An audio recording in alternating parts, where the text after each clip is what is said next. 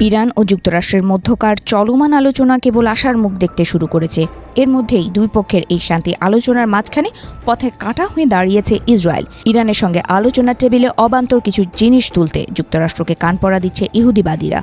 এর মধ্যে অন্যতম হলো ইরানের ব্যালিস্টিক মিসাইল প্রোগ্রামের লাগাম টেনে ধরা। ইরানের ব্যালিস্টিক মিসাইল প্রোগ্রাম সচল থাকলে তা যুক্তরাষ্ট্র ও ইসরায়েল দুই পক্ষের জন্যই হুমকি স্বরূপ বলে দাবি করে আসছে তেল আবিব।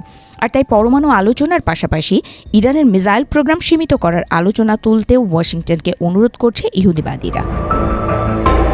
আন্তর্জাতিক গণমাধ্যমগুলো বলছে হোয়াইট হাউসে মার্কিন প্রেসিডেন্ট ডোনাল্ড ট্রাম্প এবং ইসরায়েলের প্রধানমন্ত্রী বেনিয়ামিন নেতানিয়াহুর বৈঠকের পর দুই বিশ্বস্ত মিত্রের মধ্যকার কূটনৈতিক মতভেদ স্পষ্ট হয়েছে।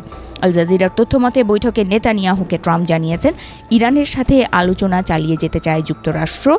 অন্যদিকে ইসরায়েল চেয়েছিল ইরানের পরমাণু কর্মসূচি পুরোপুরি বন্ধ সহ তাদের মিসাইল প্রোগ্রাম সীমিত করা হোক। কিন্তু নেতানিয়াহুর এসব দাবি ট্রাম্প মেনে নেননি বলেও ধারণা করছেন বিশেষজ্ঞরা। আর এ কারণেই নাকি কিছুটা অনিশ্চয়তা নিয়েই ওয়াশিংটন ত্যাগ করেছেন নেতানিয়াহু। এদিকে ইরান ও যুক্তরাষ্ট্রের মধ্যে চলমান শান্তি আলোচনায় এমন বাগড়া দেওয়ার চেষ্টা করায় ইসরায়েলকে কঠোরভাবে সতর্ক করেছে তেহরান। ইরানের সাম্প্রতিক বিক্ষোভও ইসরায়েল ছড়িয়েছিল বলে অভিযোগ তুলেছে তারা। সেই বিক্ষোভকে উস্কে দেওয়ার ঘটনা ইরানের বিরুদ্ধে অভ্যুত্থানের শামিল বলে ইসরায়েলকে আরেকবার সতর্ক করেছেন ইরানের শীর্ষ নেতারা। ইরানের সর্বোচ্চ নেতা আয়াতুল্লাহ আলী খামেনি এবং বিচার বিভাগীয় প্রধান গোলাম হোসেন মাহসেনি এজেইর মতে ইরানের ভেতরে হওয়া সাম্প্রতিক বিক্ষোভ অভ্যুত্থানের ব্যর্থ চেষ্টা। বিদেশিদের সরাসরি হস্তক্ষেপে এই বিক্ষোভ সহিংস আকার ধারণ করে বলেও অভিযোগ তোলেন তিনি।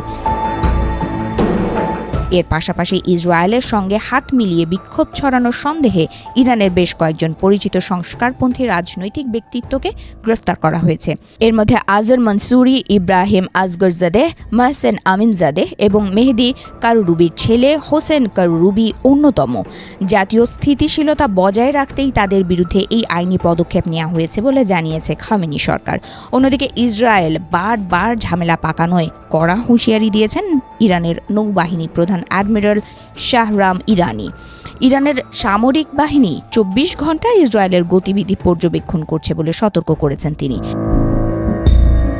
সেই সঙ্গে তিনি জানান, নৌবাহিনীর মূল অগ্রাধিকার হল বাণিজ্যিক জাহাজ চলাচল ও সামুদ্রিক অর্থনৈতিক কর্মকাণ্ড সুরক্ষিত রাখা। বর্তমানে ইরানি নৌবাহিনীর উপস্থিতি এই অঞ্চলে নিরাপত্তা নিশ্চিত করছে।